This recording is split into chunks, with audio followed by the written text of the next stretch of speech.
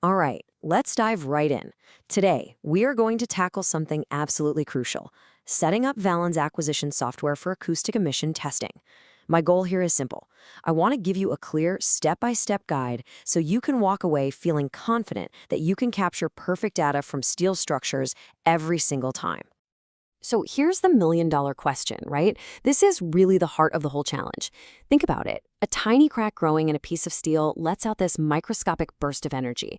It's a sound wave that's so high-pitched and so faint, it's like trying to hear a whisper during a hurricane. And all around it, you've got the roar of friction, mechanical sounds, electrical interference, just a wall of noise. Our job is to teach the software how to pick out that one critical whisper. Look, this isn't going to be some boring, dry manual reading. Think of this more like a journey, a decision path. Every single setting we're about to adjust has a direct impact on the quality of your data at the end. So this is your map, your guide to making sure the results you get are clean, they're reliable, and they tell the true story of what's happening inside that material. So here's our roadmap for this journey. We're going to start at the beginning, get the system ready, then we'll hit our first big choice, hit-based or continuous. From there, we'll dive into setting up our gatekeeper, the threshold and filters. Then we'll learn how to isolate true events, capture the perfect waveform, and finally, we'll tie it all together at the finish line. Okay, first things first, we're at the starting line. Before we even dream of hitting that record button, we have to lay the proper groundwork. We have to define the fundamental rules for our whole test.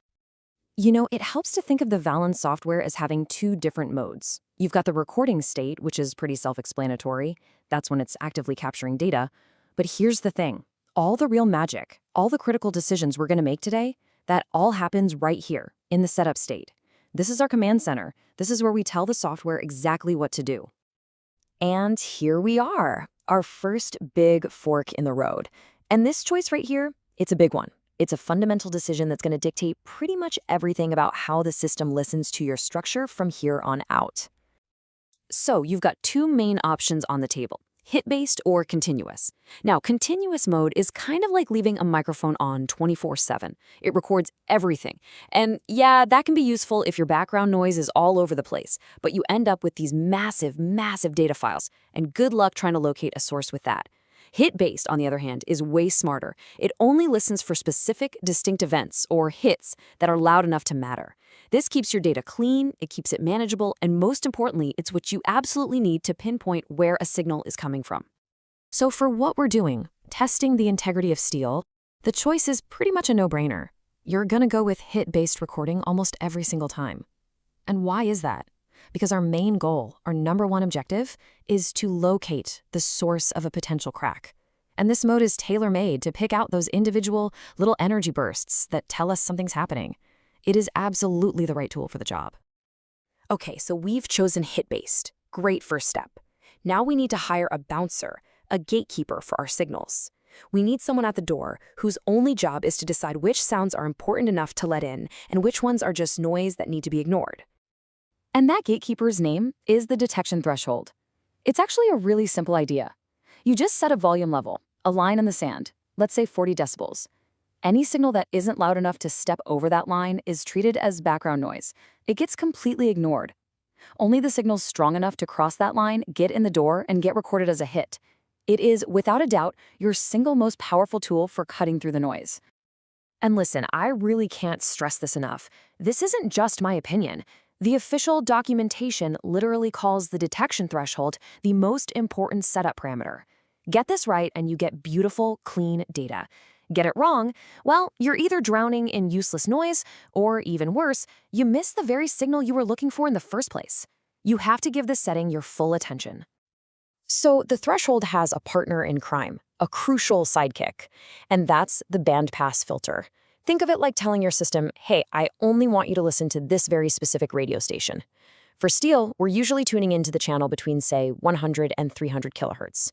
By telling the system to ignore everything above and below that frequency, you get rid of a massive amount of potential noise before it even has a chance to reach your gatekeeper. All right, our gatekeeper is on duty, and the filter is set, but now we have to deal with a new problem, echoes. Imagine you're in a big, empty hall, and you shout. You hear your voice, and then a split second later, you hear the echoes, right? Well, the exact same thing happens inside a steel structure. A single event can create a ton of reflections, and we need to teach the system how to tell a new sound from an old echo. So how do we solve this? We use a smart two-step process. First up is something called duration discrimination time, or DDT. The best way to think of this is as a mandatory timeout. After the system hears one hit, it basically puts its fingers in its ears for a tiny fraction of a second, maybe 400 microseconds for steel, before it's allowed to listen for another new hit. Then you have rearm time, which can group all those related echoes together into a neat little package called a hit cascade, so they don't clog up your data. Now, deciding to use rearm time, well, it's a bit of a strategic call. On the one hand, it does a fantastic job of decluttering your results and making everything look clean. But on the other hand, when you group all those echoes, you lose some of the nitty-gritty details they carry. It's a choice that really depends on what you want to do later on. A good rule of thumb to start? Just set the rearm time to be the same as your DD. That basically puts it on the back burner until you know for sure that you really need it.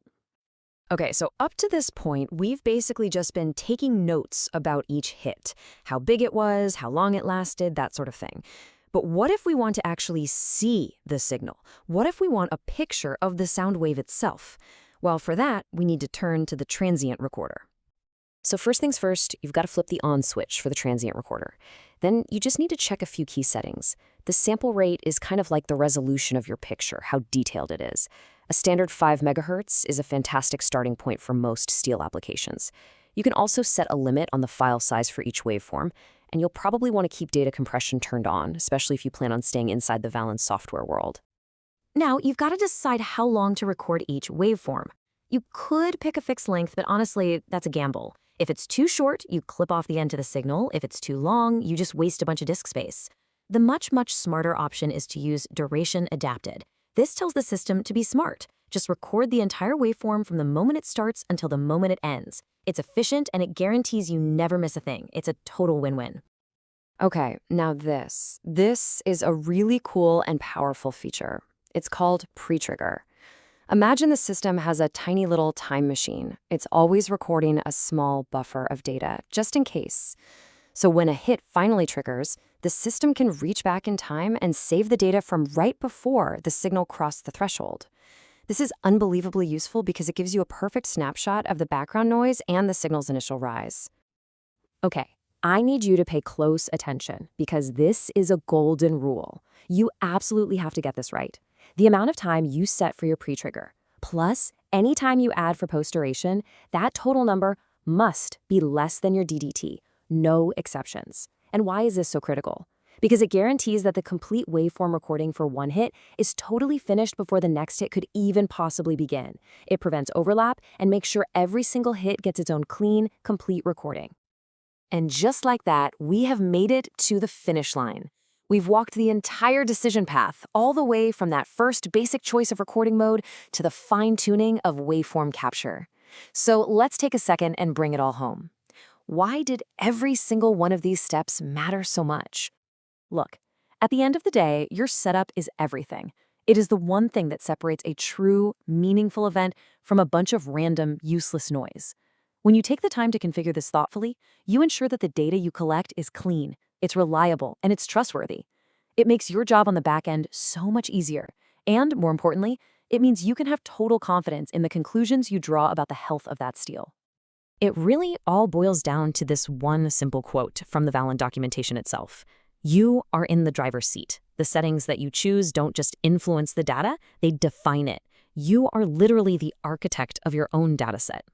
So there you have it. You've followed the path, you've configured the perfect setup, and now you have this beautiful, clean data sitting in front of you. But the journey isn't quite over. The final, most important question you have to ask yourself now is this. You've captured the data, but is it telling you the whole story?